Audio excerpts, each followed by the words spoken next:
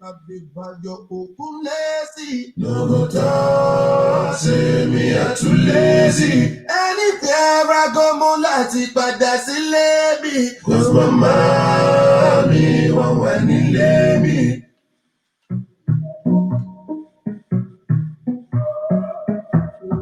Oh yes, Abby.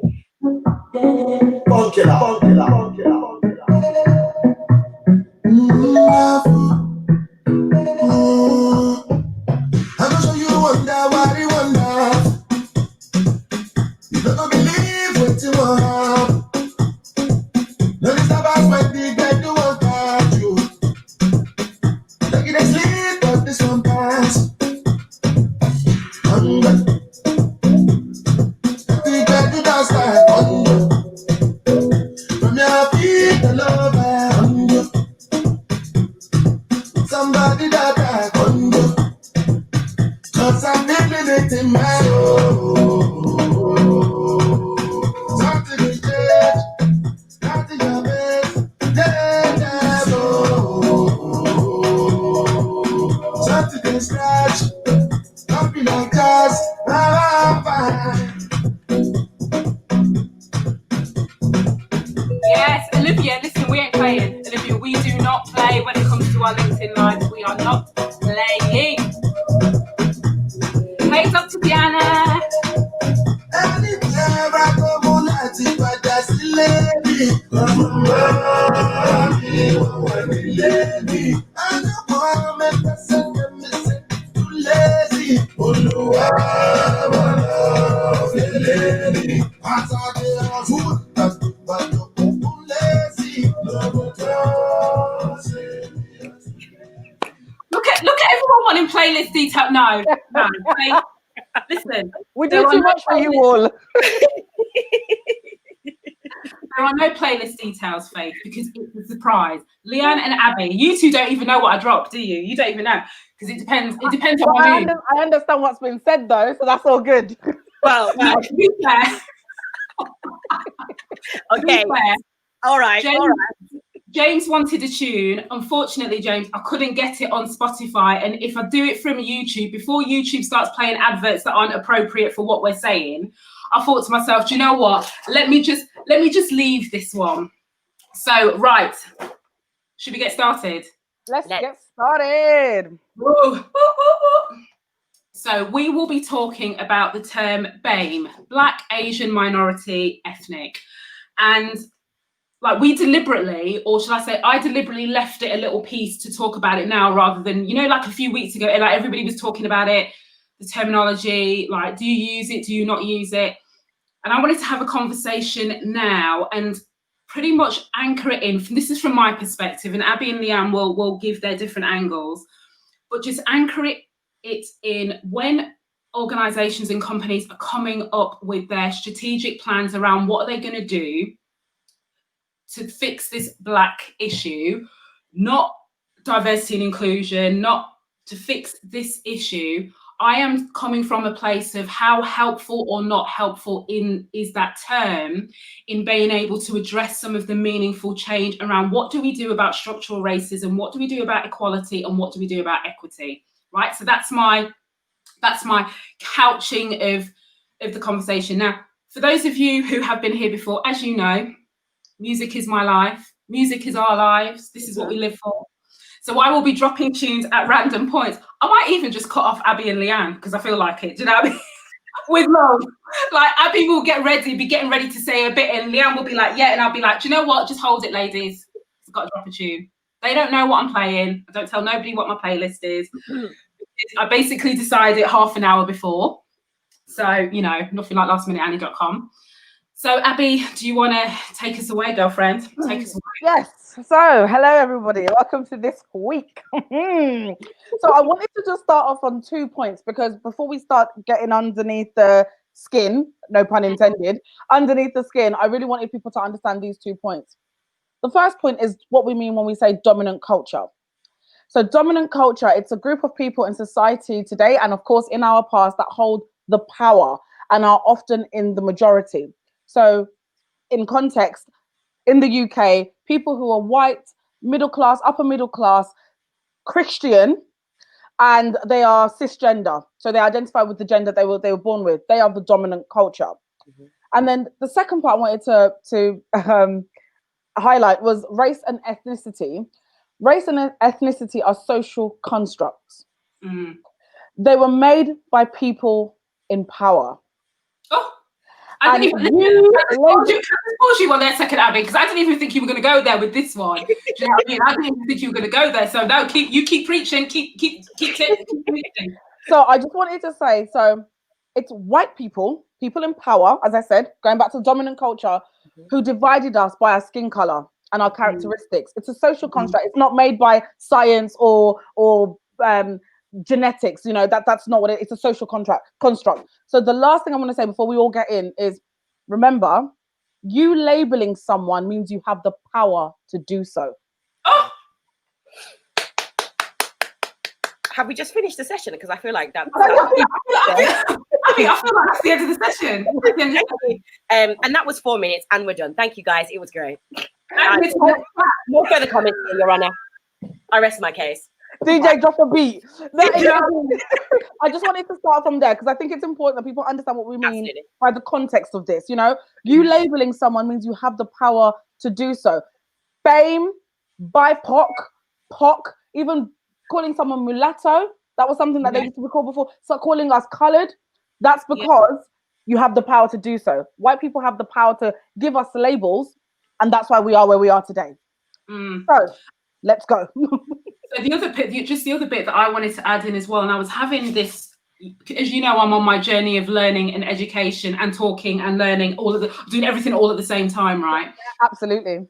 And the reality is, according even to what you're saying, fundamentally, all the blackness or the non-black or the white, all we are talking about is melanin. That's it. The end. That's it.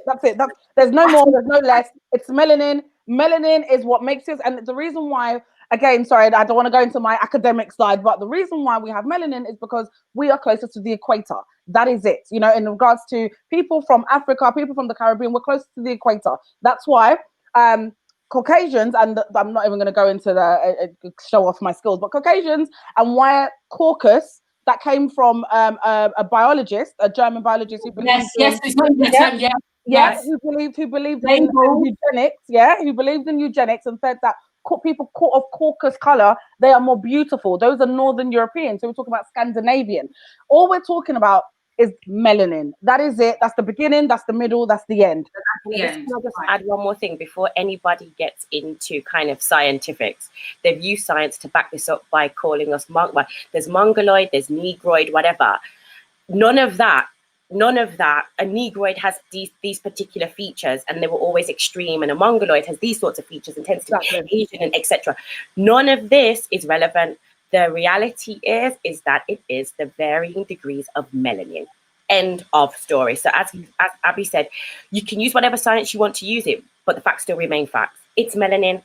That's it. Sorry. Yeah.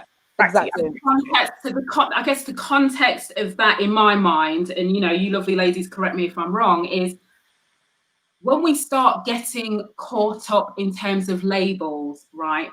And how we group everybody who basically is non-white. And the reason why I say that is because for everybody who says, you know, like, I'm white, but there is no singular white identity for you to put me in that bracket, right? It goes back to Abby's point about dominance. That's how you think about it. So forget about whether or not you're from, you know, England, France, Spain, it doesn't matter. In terms of what we're talking about, and I use that phrase again, power dynamics of dominant society, that's what's underpinning this conversation. And I think it's important that we do that, because I see a lot of people jumping in, and then it feels like a very surface level conversation about BAME, ethnic minorities, We are just setting the foundation. Do you know what I mean? In terms of fundamental, it's almost like the ridiculousness of the fact that we even have to come up with a phrase, but we can talk about that. You know, the fact that we have to come up with a phrase to group together non-white people to make it acceptable for businesses to address the equality and equity within their businesses. I mean, these are sorts of the things that I think we should be questioning. Do you know what I mean? Exactly. And I think there's a part that's absolutely missing in terms of historical relationships between each of the groups. Just as further context, if we take the Caribbean as an example, at the point where when slavery was abolished by the British, apparently abolished by the British, and Black people, African people still lived in a state of slavery, they brought in Indian people, they brought in Chinese people as slaves to be paid more to further suppress the black former slaves, meaning everyone has to also understand that historically we are always at the end of the pile. We are not considered prestigious by Indian groups. We are always considered the end, the absolute end. All right, Leanne, you're going in. All right, let me just flex my muscles. I'm going in. So I've come into the ring now. I was on the fence. I'm in the ring. I'm in the ring. Wait. No, I'm fighting. We're fighting together. We're on the same side. We gotta do. I'm going to go on. That was perfect, Leanne, and I'm going to drop that. The B in BAME stands for bottom of the barrel. Yeah, let's not get it twisted. Yeah, the B in BAME stands for bottom of the barrel. The reason why is because I'm gonna be honest with everybody here. Even having loads of, a lot of my Arabs and South Asian friends say this as well. So we've got Southeast Asians, South Asians, East Asians, Arabs, Hispanics, Latinos, whatever. They are notoriously anti-Black. Right. Those groups are notoriously anti-Black. So what you're saying is when you group a group like us together, is then you're saying that, you know what, it doesn't really matter because as long as we're not saying it as white people, as long as they're, those others that they're grouped with are being discriminatory and are being prejudiced towards them, well, they're one of them. They're each other, right? They're the same people, right? We're not the same people because Arabs. But our struggle is different, and correct. even though the B in BAME stands for Black in this context, yes. So technically, we are first out of the BAME, but we might as well be last. But we might as well be last. Right. But if you're gonna use the phrase, like reorder it for a start. But again, going back to your original point, Abby, is that phrase was a way to come up with, and dare I say, I can guarantee you, some white people in a room sat there, and when we need to find a way, like how can we do this? Because they could not be bothered to work out the differences between the different groups and address the inherent challenges of those groups or communities. So let's put all the Black and brown people together, and then we'll have BAME. And then when we're talking about initiatives, let's wrap all of that up and call them diverse. So why is it fundamentally that we as Black, brown, or whoever is not white, we are seen as the diversity, and everybody else who's white is seen as that is the standard. Exactly. So when we talk about white supremacy, when you talk about the dominant, this is the bit that I spend a lot of my time trying to get people to understand, is the fundamental foundation of what we're talking about is coming from a place where white is seen as normal and standard, right, and acceptable, and then everything else is seen as needing something special, a special term, a special phrase, a special business case, blah, blah, blah, blah, blah, and off you go. Right. And to your point, Abby, about it being a dominant culture, this is the point. Hold on. Barbs, was it the civil service that came up with this phrase? Is that what you're saying? Because I never knew where. I didn't know that. Education. Wow. Knowledge bombs. No, I did not know that. There we go. I knew it. Thank you. Another sign of a dominant culture is basically a group that can make an impact for every other group without having that group present in the room. So hold on. Really up, Leanne. I think we didn't hear you. Say it again. I didn't hear you. No, a dominant group is a group of people that can make an impact for other groups without that group being in the room. They came up with BAME, but what Black person was there? They came up with BAME, but what Indian person was there? So this phrase has become PC to define us when we ourselves were not included in this conversation. Because I even think you are even being polite about it, Leanne. Yeah, I think I will even go one step further. When you say what black, I think it was you came up with BAME, but what black person was there? End of. Because the reason why I'm not going to say what Asian person was there is I'm going to go back to what's his name, Matt Hancock, whoever that guy, the politician.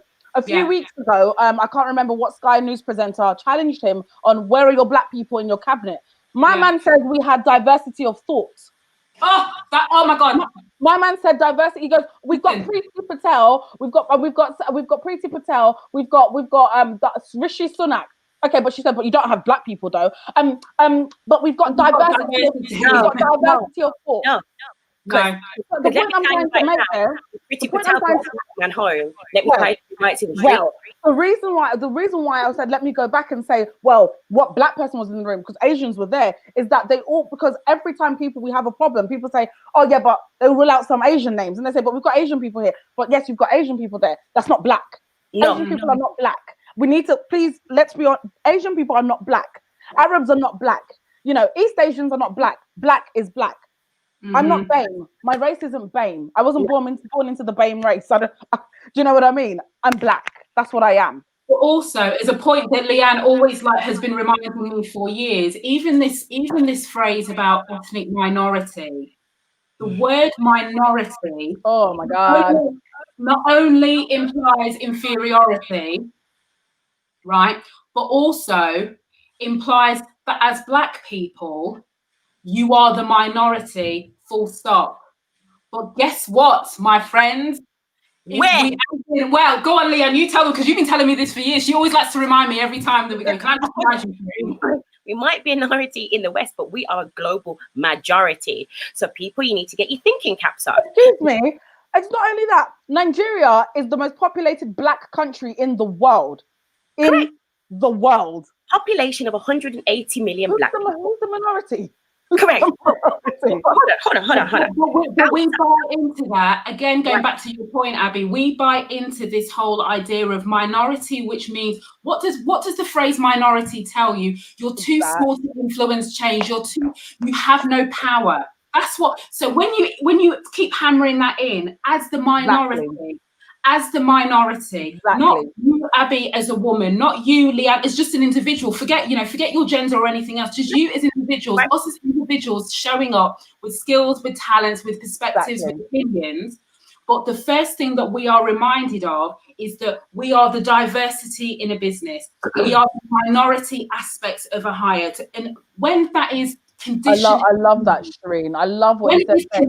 Love it. I love it. When you said that you're too small to make a change, you minority, that's exactly what it is. And then it again goes, and that's what gives us inferiority complex. We start getting inferiority complexes. Do you know what I mean? Because it's erasure. But it's also that, Abby, is that when you're going into a company and you're looking around and you already see a black person, you think to yourself, well, you know what, we're a minority. They're not going to potentially let too many black people be in this company. And that is what loads of companies use as a justification to not have 2 or 3 or 4 senior black people within their company. Because you guys Leanne, listen, I'm just going to hold you right there because you lot killing me.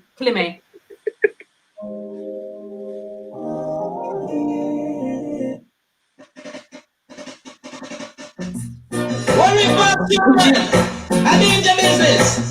Say no, say. Original bandolier, man. Hey, green balls and pasero. How are you make way for the bandolier? Cause if you don't do that, my friend, then your number is 0. The lyrics set up like the sword of sorrow. Should I see me in a Colorado? When I fuck up the youth from Canero, when they all sit and pick up on the telegram, the caravan says so. 0. Now him coming in the Pelico, and Pelico go play up in the marrow. Him up it up in a bit to the Billy, but they got the pillow over macho. 0. But I just drink the tequila, and so me hands up in sweet chiquitita. I tell her, go and let's start from the return. I am the professor. 0. You should never diss the champion. No, my name is Vincent. I'm the Dangagan. yeah. Hey, green was a Shereen, you need to tell me to bring a lighter so I can, put a lighter up.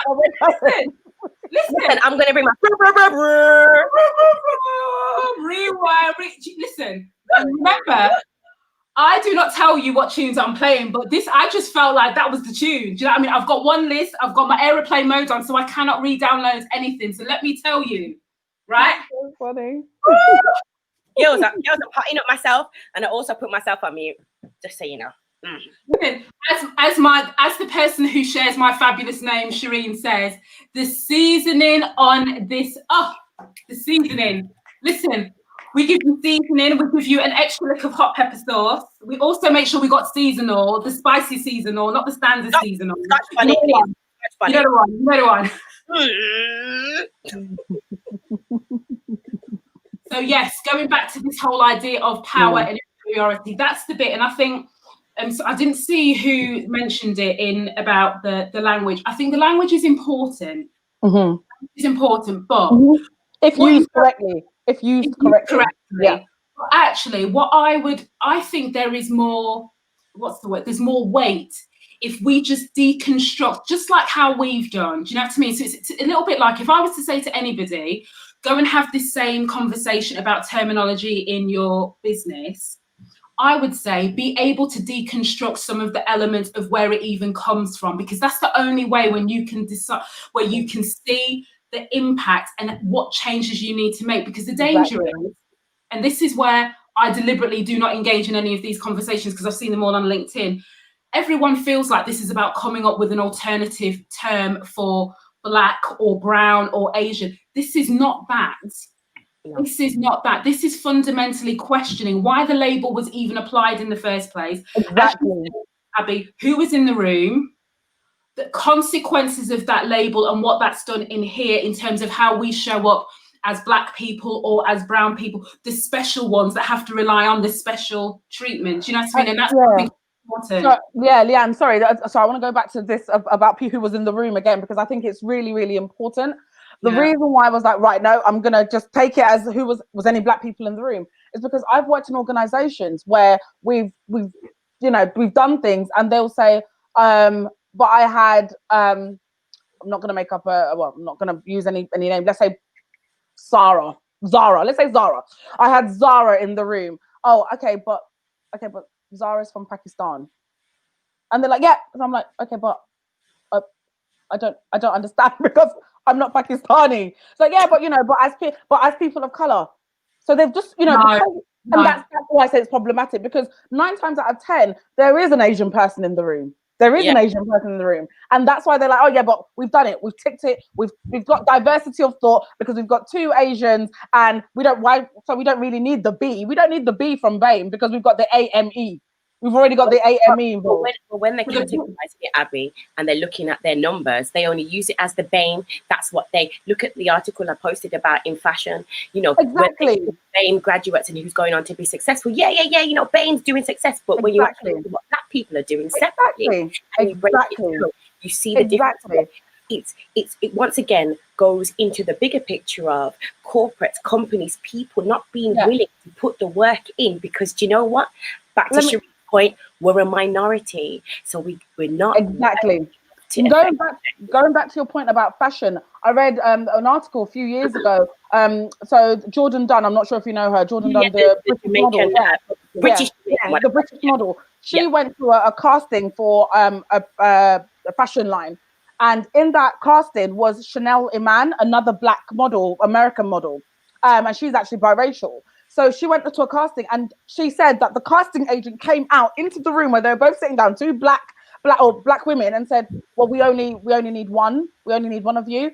And I think she said, "Well, you have like 75 white women who pretty much all look exactly the same size, same height, same everything." And she was like, "Yeah, but we have, it's a bit too much to have 2 of you." But look at conversations with Tyra Banks and Naomi Campbell going even further back, and that was like, Naomi was the supermodel. Okay, forget everything else, but the point was Naomi was the only Black model that was yes, And it's that same thing. Naomi was the black supermodel, and Tyra Banks was, you know, the more Sports Illustrated model, and they were kept very separate. There was no room. And as you both said, it comes to the person who makes the decision is never black in these situations. Exactly. You labeling someone means you have the power to do so. Because actually, I look at people as individuals. I am Abidemi Adamson. I want to be treated as Abidemi Adamson, the individual. You know, I don't want to be given all these labels, you know, because intersectionalities of me being black, me being a woman, then my ethnicity comes into it, me being from the Yoruba tribal group. There's so many different, it's not, again, forgive the pun, but race is not black and white. No, it really isn't. By no stretch of the imagination. Very, very complex. But I think if we were to flip it the other way around, let's just say, and put a cultural spin on this, if you were to say to a French person that you thought they were German, do you know how vexed they would be, or vice versa? Thank you. Sorry, I didn't get that. How could you not get that I was French? How could you not get that I was German? It's so obvious. Exactly. But we, the three of us, we all look alike. We all look alike. Exactly. We all look alike.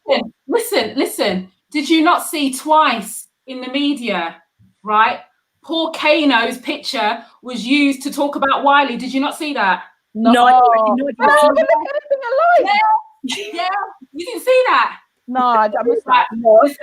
Listen. They used his. He must have been pissed. Twice. Poor Kano minding his own damn business. Kano's like, listen, I'm in the studio. Do you know what I mean? Laying some tracks or whatever. What have I got to do with anything? Listen, exactly. And that's the whole point. That's the whole point. We are all you're all the same. And let me just say one thing about just going back to the point about the numbers. The other thing that a lot of organisations and people need to be aware of is data, right? We live in a world in business where everybody talks about data. Why is it, right?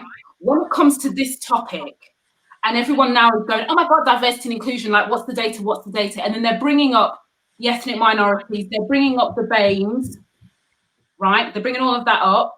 And then, you know, somebody's going, as somebody said here in the comments, right, when the reporter said to Matt Hancock, we're talking about how many black people, do you know how many businesses don't report that? Of course they don't. But they don't report it because they are not bothered.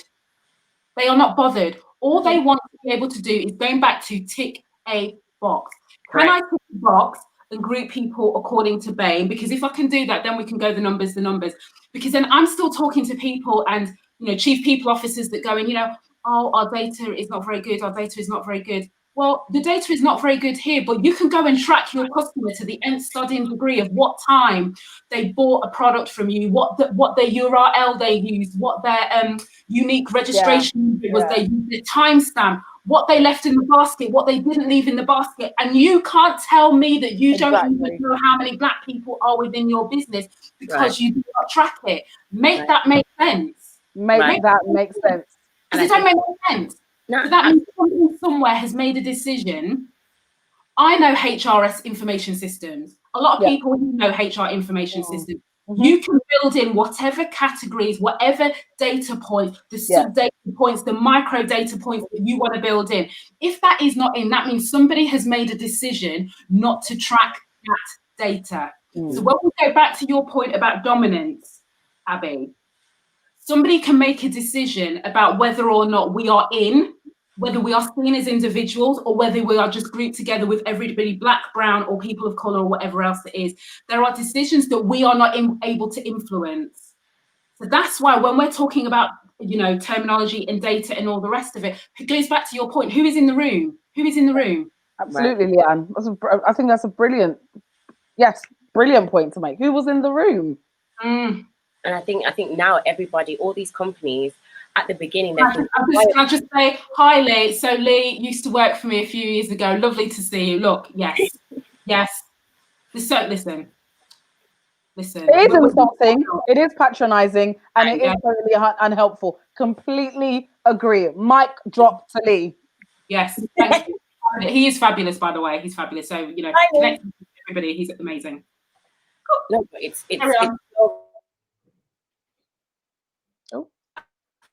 Oh, Leanne. Oh, Leanne, you've broke. Hello.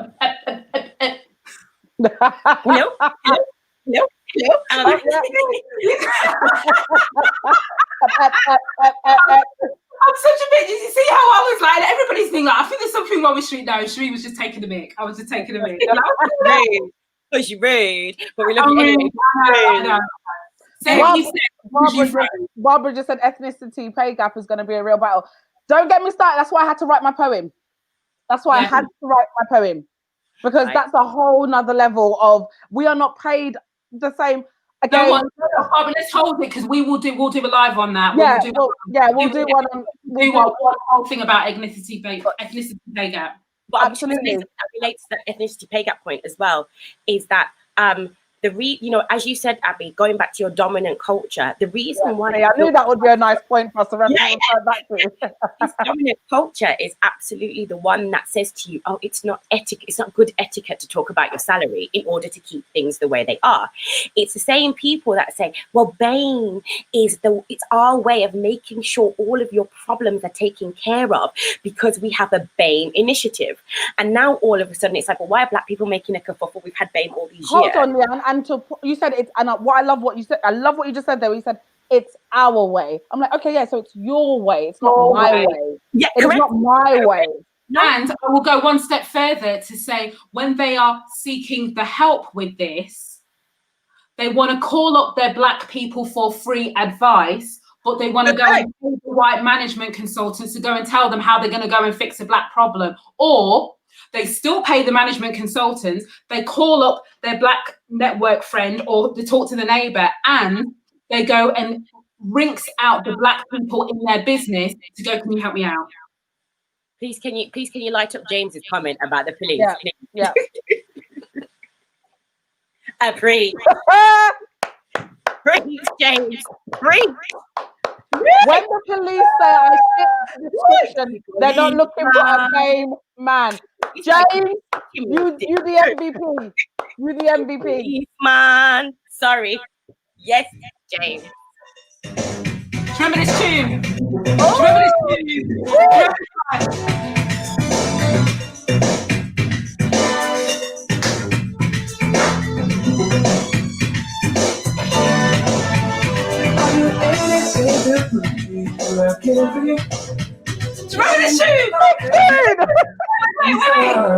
I muted myself. Rewind. Do you remember this tune? This is the one.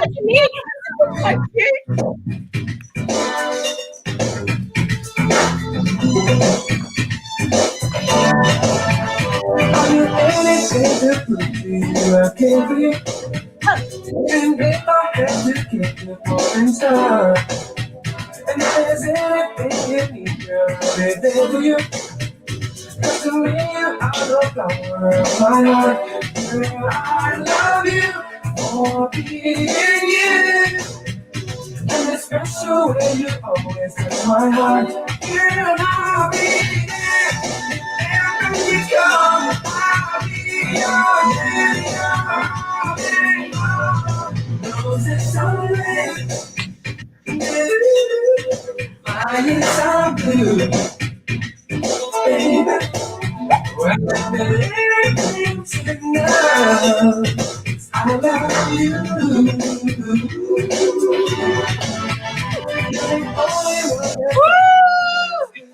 Listen, we'll be doing this challenge at the end of this. I love that song. It is a tune and a half. No, James, because of that knowledge, James dropped. We dedicated a song to him. That was beautiful. When the police say again. When the police say, I fit the description, they are not looking for a BAME man. Everybody, take that sentence in. Take that sentence in and marinate that sentence. Marinate it. Like it's a good Barolo. Let it swill around your mouth. Like feel, get your taste, the depth, understand. No one's looking for BAME, baby. Exactly. And thus showing you what I said in the beginning, that race and ethnicity are social constructs. Absolutely. Otherwise, you'd be looking for a BAME man, wouldn't you? But of course, because it doesn't make sense.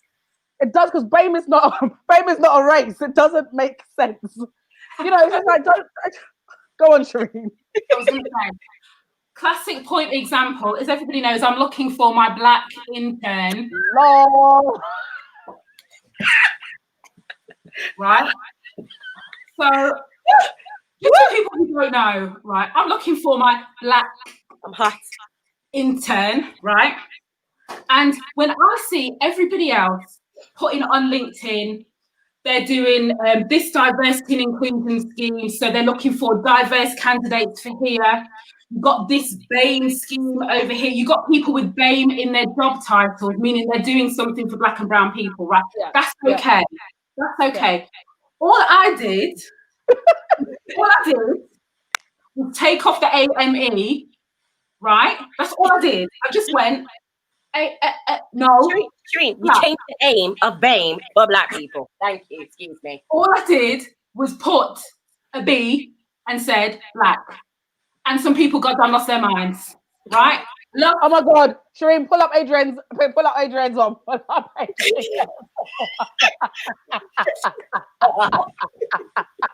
Adrian, why are you too much? Why are you too much? Adrian is too much. I love this. What does a black man for black head, Asian body, and empty legs? Adrian, why are you so wicked? Why are you so wicked? Listen, Adrian, you have to stop. Adrian did not come to play. She did not come. Never does. Oh my life. Oh my life. I love that. Oh my life. But yes, that's the whole bit. But somehow, when we start talking about specifically black, it's bringing out everybody. Everybody's feeling triggered about it. Why are we talking about black? Why are we talking about black? But guess what? They are happy to talk about black on black crime. Oh, you mean the people that don't see color? Those people that say, I don't see color, I don't see racial, but you see black and black crime. All of a sudden, your vision's working. Wait, and all of a sudden, you want to ask me, why do I think that knife crime is such an issue within the black community? Excuse me. Sorry, excuse me. I beg you what? Excuse me. But this is you know that whole thing about I'd just be interested in your views, Shereen. I'd just be interested in your what do you think about? You know, I get this point about slavery, like I get it, like it's awful, but do you not think that as black people you have, you know, a responsibility? Because if I remember correctly, wasn't it you African people that sold your brothers and sisters into slavery? First of all, I'm not saying that we don't have a role to play in here, but all I'm saying... well, the role that we have to play in here was because of how we were colonized. That's the role that we have to play here. Well, that's the point, but they are happy to to embrace all of the blackness, right? And they don't stutter when they use the words, when they're talking about black on black crime. They're not stuttering. They really don't. That's just coming. But the second you want to talk about the black of BAME, move the AME to one side. All of a sudden, people are like, oh, is that not reverse racism? Is that not reverse discrimination? And you know when you wanted to say to people, are you fucking serious? Okay, I'm gonna say this again because it seems that people don't understand this. So I'm just gonna say two things before you lock down your mic, Abby. Go on.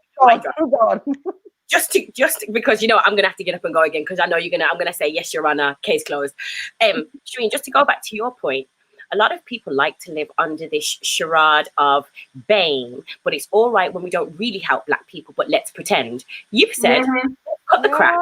We all know that you're not helping black people anyway. So we actually address the disparity here. Because if I start to run some data, which is not very hard to find, to see who's actually benefiting from BAME, BAME like programs, workshops, whatever. I'm going to tell you. Tell them.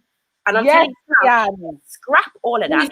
I want to do what it's there for. I'm putting the focus on the B in BAME because nobody else can be asked to.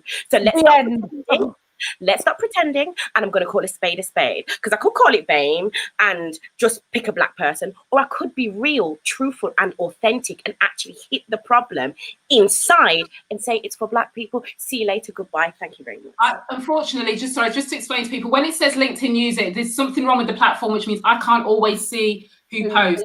So if I ever choose a comment, just write who it is, because I can't see it until I see it in the actual comments. But love the culture, but forget the people. Listen, they're quite happy to see us shoot hoops. They're quite happy to see us play tennis. They're quite happy to see us run 100 meters. They're quite happy for us to sing and dance. They're happy to go to our comedian shows. They're happy to wear our fashion. They're happy to have our hairstyles. They're happy to listen to our music. They are happy to do right. You know what? And they have no problem saying the word black, Abby. They do not have a problem saying the word black. And you know what it is? They want the rhythm, but they don't want the blues. They want the rhythm without the blues. They want to dance with us, but they don't want to march with us. Hey. That wasn't meant to rhyme. I'm just saying. Yeah, no, I was meant to set up lyricist Abby, because I was just like feeling, I was getting in, and then Abby just come and close everybody down. But I was ready to start beating the drum and be like, go Abby. Because it's really, it's people choose when to be colorblind. It's just down to them, really. It's they choose when to be colorblind. And you know what? I'm gonna. Sorry, I want to say this really quickly because again, going back to the people in the room. So this week, beginning of this week, I posted just on my Twitter and on my Instagram, I posted a quick video just condemning Wiley's anti-Semitism and just condemning, all of the nonsense he was talking about regarding Jewish people, because I have a lot of Jewish friends and, I'm pro-equality. I don't really care. And racism is racism, however it is. Now, what I saw was all my Jewish friends, all of my white friends who don't identify with any particular religion, but they were coming out saying, this is amazing, Abby, this is wonderful, yes, help us stamp out anti-Semitism. And you know what, I said, thank you so much. And every single person, I was like, but where was your voice when Black Lives Matter? Where was your voice when I was posting about black people? Where was your voice when we were talking about police brutality upon black people? Where was your voice when they were lynching us randomly from trees? Where were your even till now? People are still being lynched in the States. Yes. In Florida, not 2 weeks ago. Yes, that's what I'm saying. And I post about these things, not always, not every day. Cricket. And I did, and I literally clapped back to every single one of my Jewish friends. I was like, this is amazing. Of course, because they know, that I stand equality for everybody. But where were you when it came down to black problems and the things that we were going through? I didn't see none of you guys, but I can see you guys. I even forgot half of them followed me on Instagram until they started sending me messages. And I was like, hold on a second. See how, and even Preeti Patel, where was she when Diane Abbott was being dragged? Oh my goodness, nowhere. And Abby, let me just say one more thing about this. The problem is, just before anyone thinks like, oh my God, this is about Jewish things. One, it's the example being used, but two, everyone feels comfortable. When I say everyone, people who aren't black feel comfortable showing more support when you speak up about a black person who is doing wrong. Yep.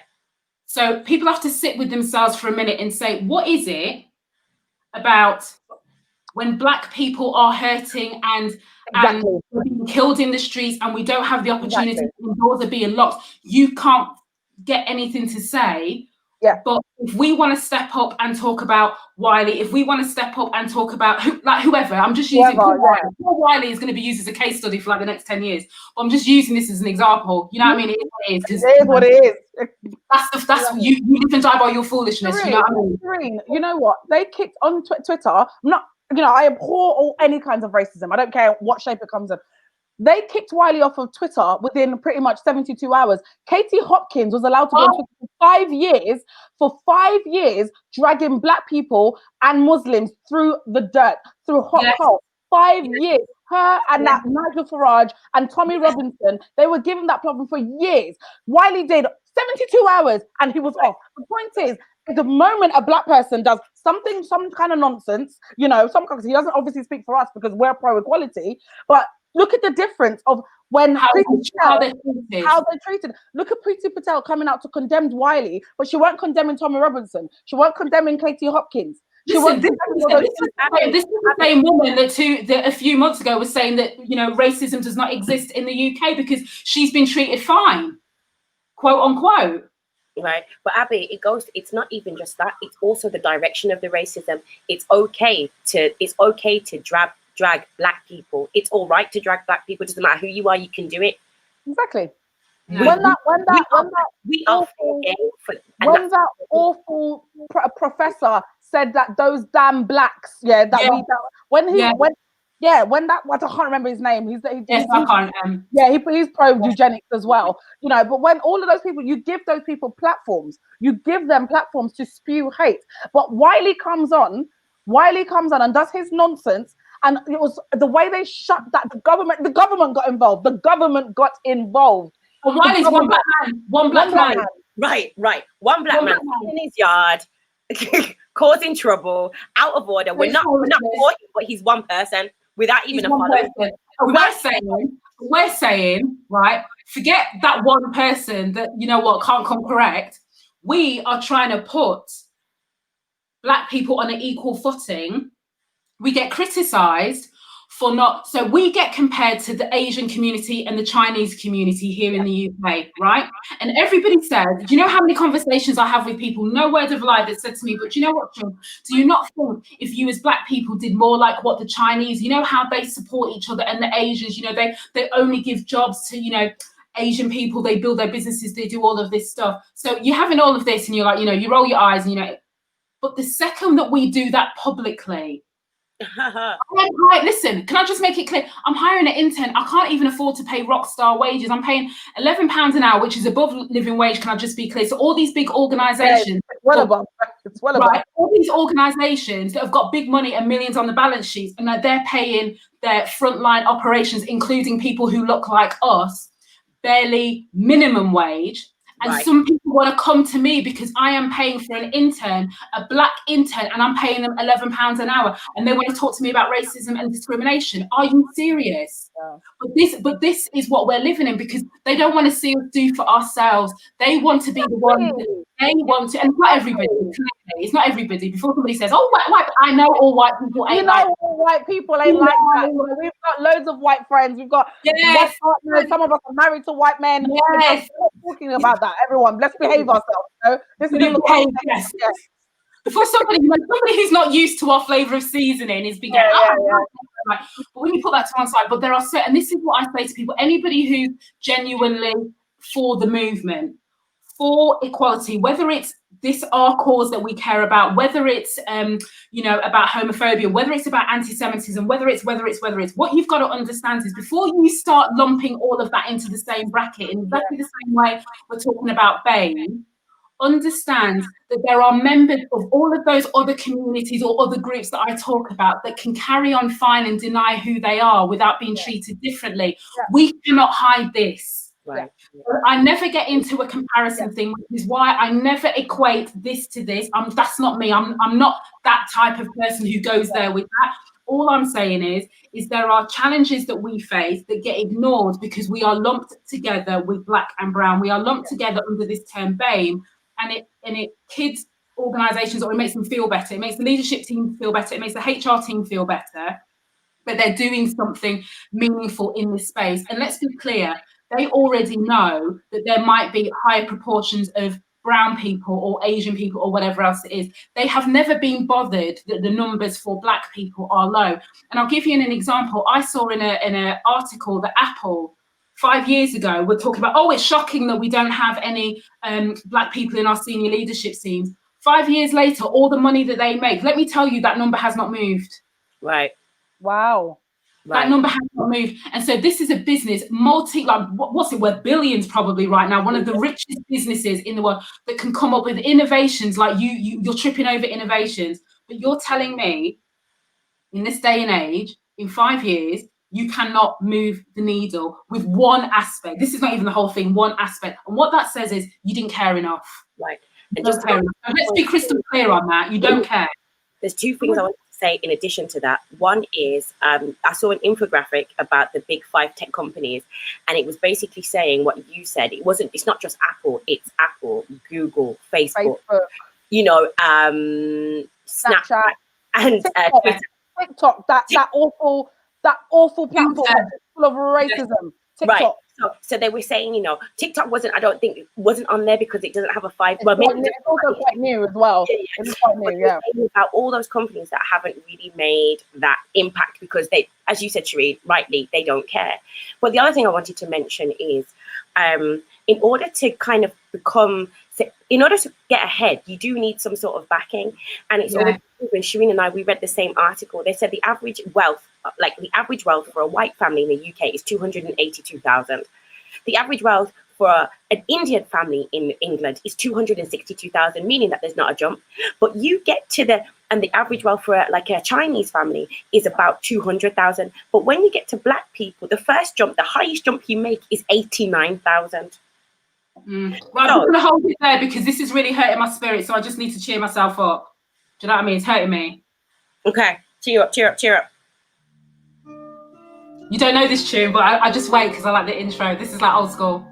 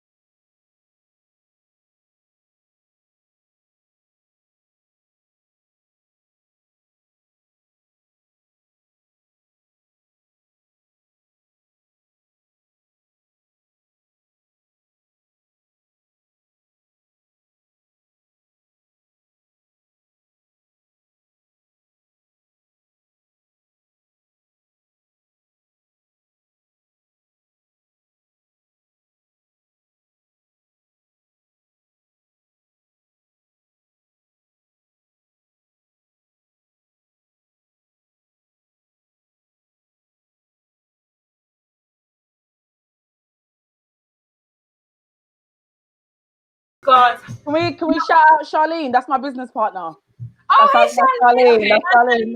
Hey, Charlene. Hi, Charlene.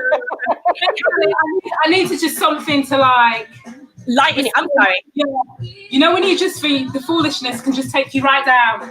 But listen, though. Listen. Come back up, man.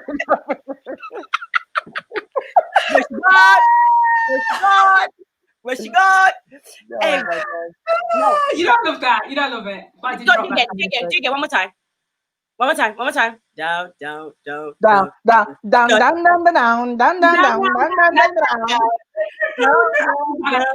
Sorry, but Shereen, can you put up Samar Sham's comment because that relates to also what? This one. Hey, Samar. Hi. Hello. Look, right, what's this now? Let me read it. Yep.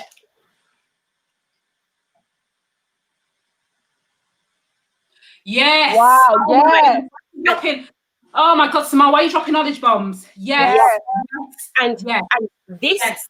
And just to go to Samar's point, this system was actually built, as I was saying earlier on, during the time of slavery. So this was how they created rivalry and how we as Black people ended up at the back of the pile. Because as we then tried to get our independence in the 1860s, as it were, we tried to get our independence, free ourselves from slavery, but they then brought in other ethnic minorities to then make sure we stayed at the bottom, to say to us, if you don't do what we say, we're going to make sure we give you better, and pointed to us as being the people that you don't want to be. So this construct of success or hierarchy within ethnic minorities was also built by the dominant culture. to make sure that we will. So every time in history, repeatedly, every time we come to the point of trying to say, hey, this is enough, we're not doing this, then to Samar's point, well, if you just pulled yourself up by your bootstraps, you would be able to achieve what Pretty Patel is. When the system is already skewed so that we don't achieve A, but B. It's rigged. The system is rigged. But then it's a nice way to say, well, hey, we have this really good BAME thing going. But do you know something? You black people, you've just not been able to reach the criteria that we even need for the BAME stuff. So you know what, Leanne, I'm going to tell you some things. As a recruiter, well, when I did as a recruiter, when I did that onboarding, sometimes certain hiring managers, I felt that we're setting up black people to fail. Yes. So they could turn. I'm not going to name any names, so they could turn around and be like, "Well, look, we hired black people, but they didn't do the job. We hired black people, but they didn't pass their probation." But I'm like, "Well, you didn't set them up for success though, because you didn't onboard them properly, or you didn't induct them into the business properly. So how were they supposed to know what the quick wins are? You didn't do your due diligence. You didn't do your duty of care as an employer, and you set your black employee up to fail. And then that's why they're going to go back to, when they say, oh, we can't find people of color or black people, they're going to go back to, well, when we last hired someone, it didn't work out that well. But they don't say what they did behind the scenes to set them up. But Abby, let me just tell you this one story, right? Financial Times did an article last week, right? Moody's, the rating agency, changed their the ratings. I was talking to somebody about this. I can't remember who it is. Apologies if I'm repeating myself, but they changed the rating agencies for Lloyd Banking Group because they shared that this is our diversity plan, and what they were saying is this is good under environmental, social, and governance. So ESG criteria. They were like, right, we're probably going to tweak the ratings a little bit, right? When you look at the comments, this is the Financial Times. All of the comments pretty much went along the lines of, I mean, I do think we're taking this diversity and inclusion bit too far. What happened to the best person for the job? I kid you not.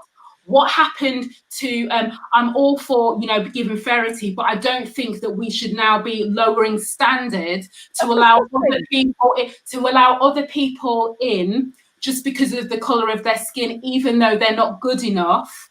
I swear to God, literally, I've saved the article. I kid you not. I've saved it because, it's going to come in useful. It's the comments. And it's like 1, 2, 3. And my point about this is when I talk to people about this, they say to me, oh, but Shereen, they're just, nobody really thinks like that. And I go, listen, these people run businesses. These people sit on the board of directors. These people are CEOs. They are non-executive directors. They are chief people officers. They are chief technology officers. They are chief market. They are the C-suite. They have this view that bringing in more black and brown people into the business is lowering the criteria. That is racist. That's racist in itself. To think that we as black people are less intelligent. That's a social construct, by the way. I said social construct. That's a social construct. Race has got nothing to do with intelligence. Race has got nothing to do with, yeah. Abby, if you go back, just to say, Angela, it is absolutely about controlling the narrative, right? And I will give you a classic example. Anyone who wants to go and have a nosy on my LinkedIn, I posted a post yesterday. Outrageous in terms of this article. Let me tell you, in terms of all of the other stuff that I post, when everyone's like, oh my God, Shereen, lovely.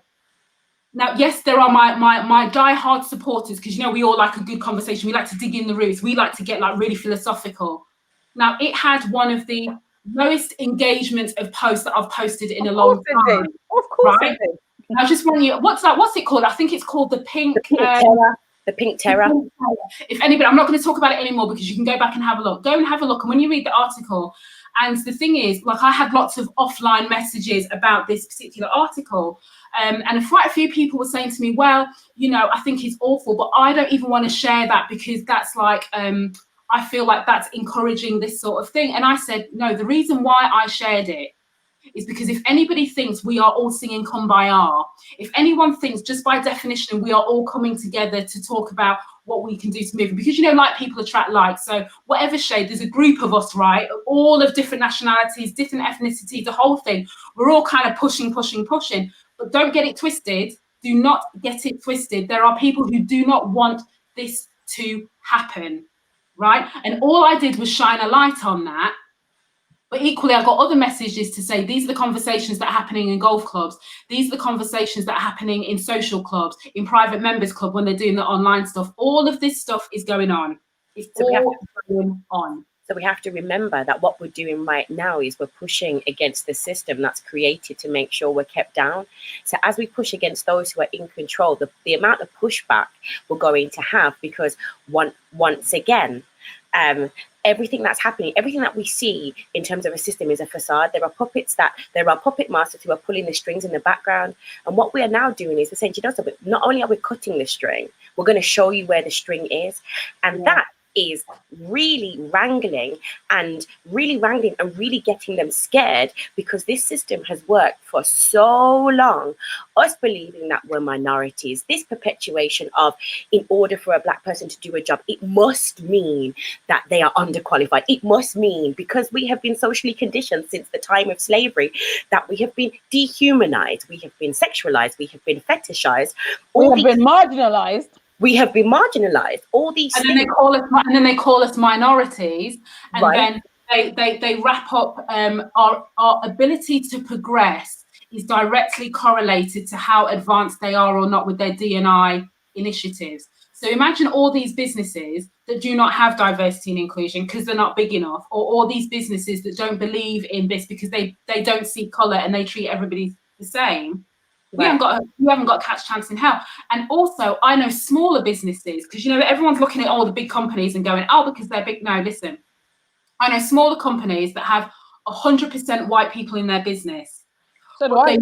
But they must know that something isn't right, because when you look at the website, when you look at their corporate collateral, what do you see? Black and brown faces on like page 3, page 5, page 7. So if you can be 100% white business, 100% white business, and stand by that and think that's okay, well, guess what? Make your website 100% white. Make your corporate branding 100% white. Don't just get your photoshopped black people to think that, because you know there must be some. So within there, this is why I challenge when people say, I didn't realize. Yes, you did realize. You did realize, because by the time you had the thought about we need to show more diversity in our website or in our this or in our that, that's something telling you that it isn't right what you're doing within your business. Right. Exactly. Let's take that as let's take your example and go even further. Do you remember 2 years ago the scandal with Netflix? That when you start to watch more black films in Netflix, they then change the covers of the films to have more black people, even if the main character isn't black. I remember that. Yeah, I remember that. Because we recognize ourselves in the people on the screen, which means we're more likely to engage. So if a person has 100% white company, but they have a black person on their website, it means you're willing to take black business, but you're not willing to have anybody in your company be black. Word. What did James say? James, pull up James on about the plantations. Sorry. Well, even that. Peter. Hi, Peter. Hi, Peter. Listen, I know. Because, you know, we went deep in that. Me and Peter were like commenting for days yesterday. I saw you guys watching from the sidelines fast. I know. It's terrible. It was terrible. But it proves the point, right? Right, James, where are you? Yeah, when you're good enough for their plantations, but not for their business. And that's the same thing. We're good enough for the frontline operations. Yeah. So we're good enough to heal you when you're sick. We're good enough to clean your offices. We're good enough to make sure that nobody comes in and is security people and hold it. We're good enough to drive the buses. We're good enough to be, you know, we're good enough to be the front line of your hospitality. But let me tell you, I'm going to tell. So I've said this to a client call, but I'm going to give you a very quick story. Of course, everyone knows my name's Abby Adamson. Blah blah blah. Well, Abby is shortened for epitome. But anyway, I, as a recruiter, I think it's a bit silly that in this day and age people don't do their homework. All you have to do is just search my name and I come up. But anyway, I was going to interview someone and she thought I was the help. She, showed her into the room and she turned around and she goes, I'm here to see Abby Adamson. And I was like, okay. And she goes, oh, do you mind getting me some water? I was like, okay. And I was like, okay then. I was like, fine. I thought, cool. I'll play house, mammy. Went to go and get her some water. Do you mind? She asked me for something else. Do you mind? She asked me for like 3 things on the trot, and I kept on going out. I think biscuits was another one. So I went, and then I sat down opposite her, and she looked at me up and down. She goes, so when is Abby Adamson getting here? I was like, stretched out my hand. I goes, nice to meet you. I'm Abby. Yes. And Yeah, I said, nice to meet you, I'm Abby. And she was like, oh, well, I think I owe you an apology. I said, no, what you owe me is to pick up your bag and please exit the way you entered. And I wish you a very nice day. And I did not do the interview with her. No, because I did not even waste my time.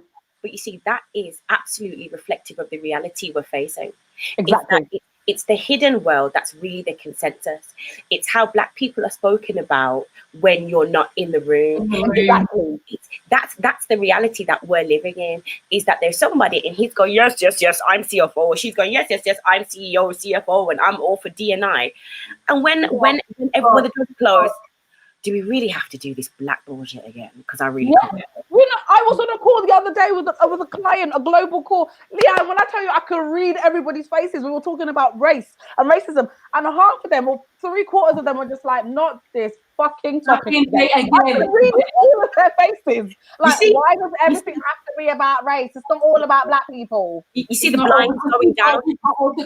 We've got other groups, and we're just a bit worried as a business, what message it's going to send to the rest of our workforce if we're seen to be, and we don't have the resources to focus on it. So what you're telling me, going back to your point about dominant power, so this is what I want to keep anchoring people in this. What they're saying. Dominant power is important, isn't it? That's what anchor. I want to anchor people in this, because what they are saying, what you are saying, if you are in a position of influence, is that you are not willing to do anything in this space. Just be honest. Do you know what I mean? And you would think with the number of videos that I do, so therefore when I'm talking to companies, they should know better, but I still have the conversation with CEOs, and do you know what they say when they go, oh, you know what, Shereen, like, we'd love to do something with this, like, we'd really love to, because like one of the things I do is like listening forums, right? So we'd really love to do this, but we just don't think the timing is right now to be kind of bringing this, it's people are still dealing with COVID-19. We don't think the time is right. They got Black people in their business. I spoke to one business that has an office in the States that is 3 blocks away from where George Floyd was killed, right? 3 blocks. Can you imagine what those Black people are feeling in that office? And the business is still umming and ahhing about what they want to do in this space. And look at where we are. 31st, look at where we are. But Shereen, to your point, who's dying disproportionately from COVID? Who's dying disproportionately from COVID? So even if you want to separate it, look at what the numbers are telling you, because we are dying disproportionately in disproportionately high numbers because we are always on the front lines. And on top of that, no one's looking to protect us. So whether you're the security guard, the receptionist, the cleaner, the person working in the canteen, whatever it might be, and people are saying that this is a separate issue. No, it's not. They need to cover it. Right. And what I will just quickly say before I say, we've got like 5 minutes because I'm conscious the sun is shining, like we could just compare actually. The other thing that I want to say is we are also not saying that as Black people, we are only good enough for those frontline roles. But guess what? We are only good enough to be hired for those frontline roles. Because when you see people with 2, 3, 4 degrees, everything, all the certificates that God sends, and you're talking to them and they're saying, listen, it's great. I will do a video on this.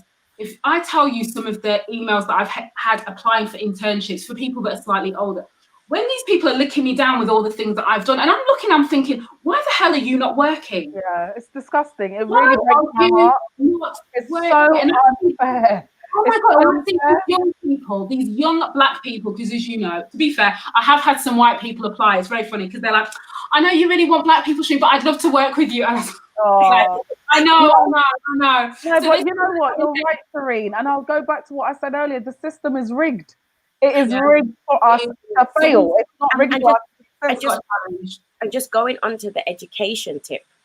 Everyone knows I live here in Germany, or if you don't know, I'm here in Munich.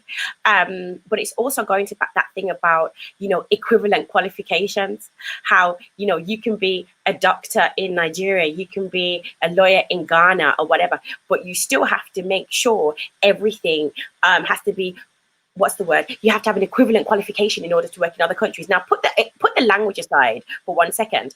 Why does it mean that you then have to fully qualify? A doctor is a doctor is a doctor. The Black black body works the same way as a white body, but it's that thing. There are so many people who are highly qualified from countries that are predominantly black who can't work in Europe because, hey, you have to do all the what's the word? The conversions first, which might be, but Leanne, when these same white people are dying, they aren't bothered about who's saving them, providing they get saved. Well, look at Boris Johnson. It was, I think, it was 2 migrants that saved his life. Yes. Yeah. And he's still going around and say that Britain hasn't got a race issue, and you like, I can't. Me neither. I cannot. Right. We're going to do what in relation to BAME, just to one recommendation to anybody listening, right? Because let's imagine everyone's going to go back to work on Monday. They're going to so the sun is going to because it's going to be like hot weekend. So I'm going to go back in on Monday, and then somebody's going to say, "Can I talk about BAME? What is it that you want them? What is it? One thing that you want people to remember from all the things that we've talked about?" I want people to treat people as individuals, and I want people to understand that the intersectionalities and the complexity of race is not black and white. So when you see me as Abby Adamson, treat me as an individual. Do not assume, and certainly don't call. And I think I can speak for everyone here. Do not call us BAME.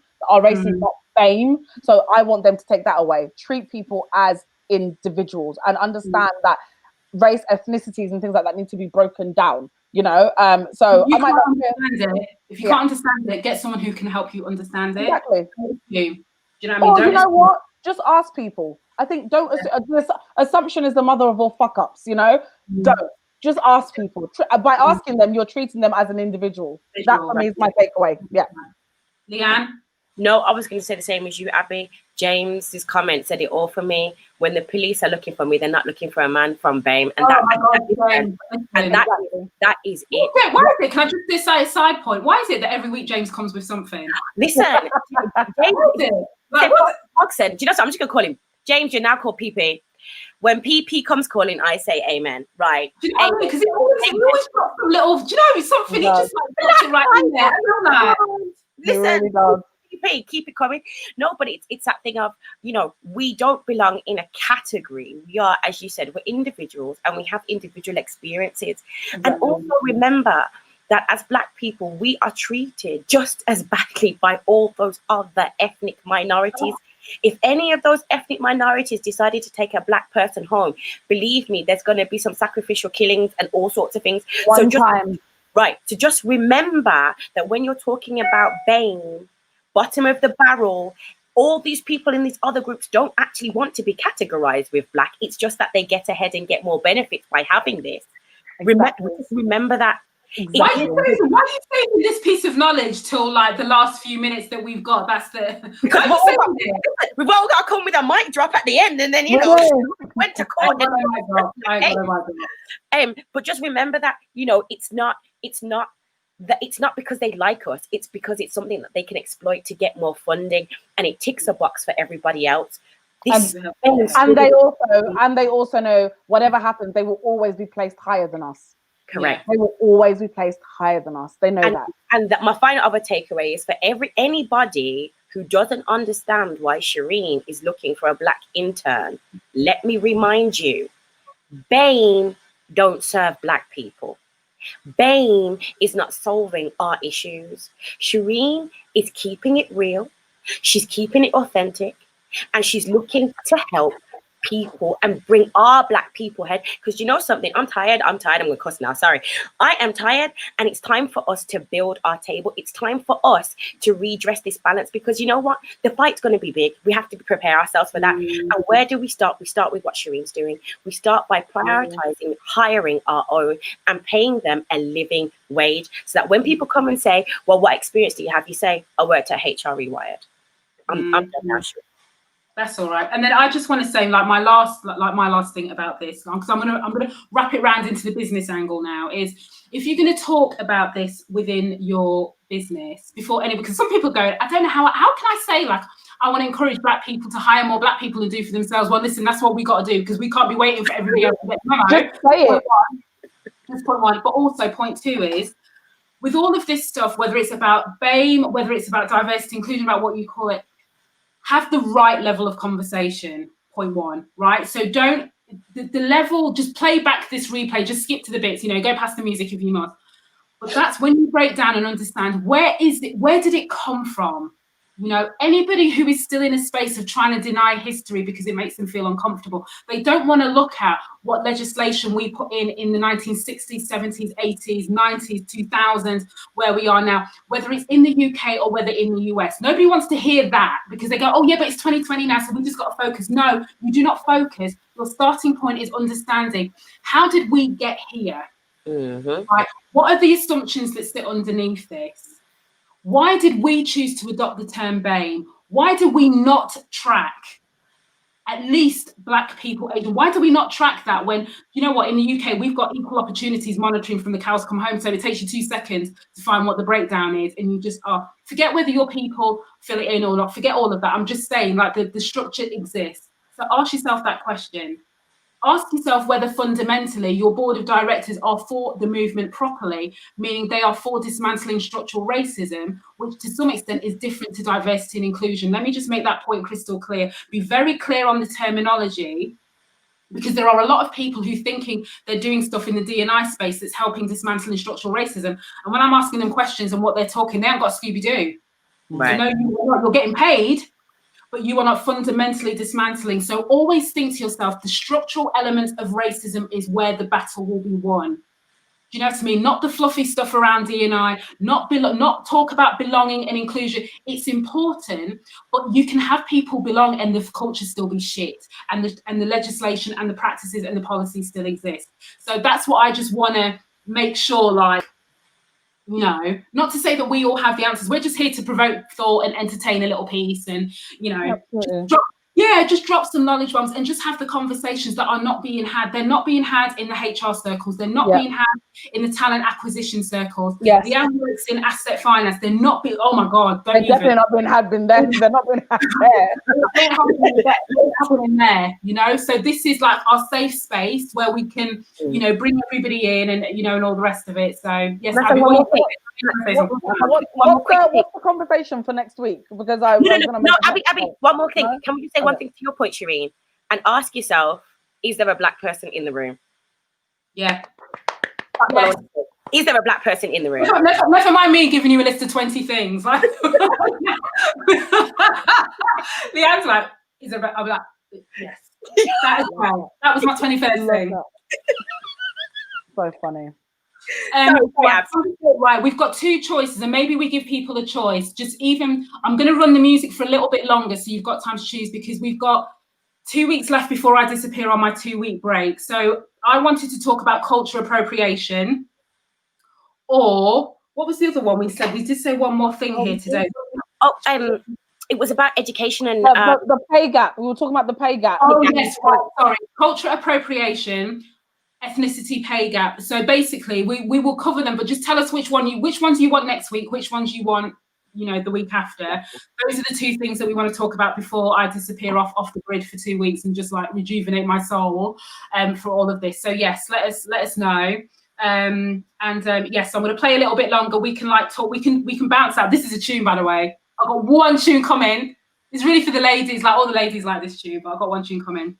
Let me just make sure the volume is up. You see how I like to like just set the anticipation? You know what? You better not be hyping me for no reason. Isn't it?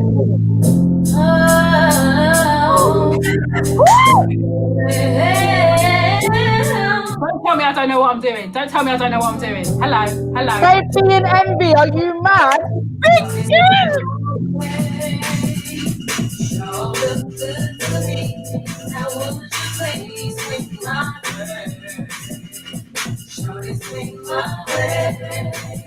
I stepped off in the club on a Friday night, looking for a band to do me right. First move that I made was on the dance floor, working out one time in a hair from off. Feels so cool, she's having that. So I just don't care if you feel it. Yes, Hey, it was coming in, I'm gonna have to stay. Show look good to me. Now would you please swing my way? Shorty swing my way. Swing it over here, shorty. Shorty swing my way. Show look good to me. Now would you please swing my way? Shorty swing my way. I got all trying to find this man, looking all around, doing all I can. Damn, he showed me. By the end of the night, he's gonna be. I thought to myself, he couldn't have gone far. Then I saw him again, standing by the bar. So hard every day, it's on my way. That about I know I have to say. This way, my way. Show look good to me. Now would you please swing my way? Show this swing my way. Nerve to get my swerve on. Gotta do it fast and he'll be gone. Cause of the beat, just for luck. That somebody else will scoop him up. Can't have that, wanna be that girl that find herself a perfect match. Didn't wanna come on with being too fly. I contact, then I walk over to him slowly. Said, I know you don't know me, but this might be my only shot at a tenderoni. So easy to do this. As a girl like you, I can't resist. Got straight to the point, no time to play. Didn't need no game, just take the step.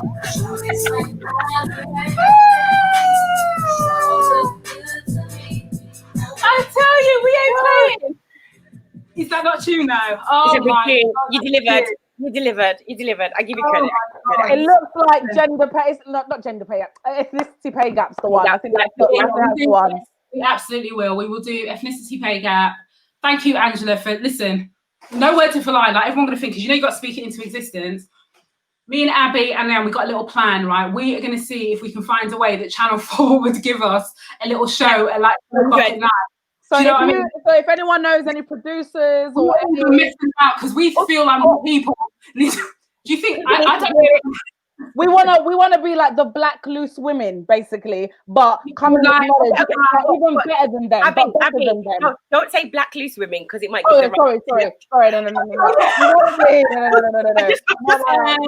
Who can we be like? You know what I mean? Who can we be like? Do you want the Views to Dry Biscuit? The real, the American version. Yeah, when Tamar Braxton so a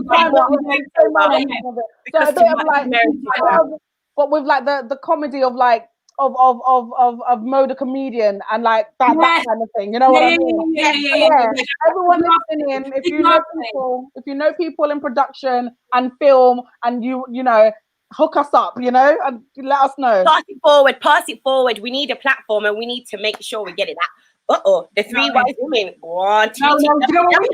The black reel, absolutely, Dr. Reed. Yeah, I'm feeling that. I'm feeling. Yay, thank you. Yes, real. The three wise with TTWW. Okay, yeah, we like that one. Oh, trend and factual. I know. Thank you. Right, I think that's it, guys. So we're going to say goodbye. I will, as usual, the replay will be loaded on my YouTube channel tomorrow. Don't forget to subscribe, people. My aim is to get to at least 1,000 subscribers. I'm at nearly 300, which I just think is like amazing. my little video.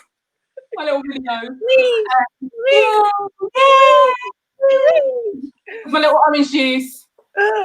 Bye, people. Pastor Pogson strikes again. Women of Wakanda. Women of Wakanda. They're not ready. Pastor Pogson, please.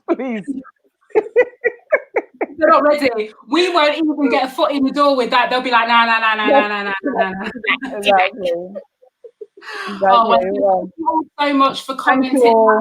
Thank you. In a weird way, I hope people had fun. I know that sounds like a strange thing to say, but you know what I mean?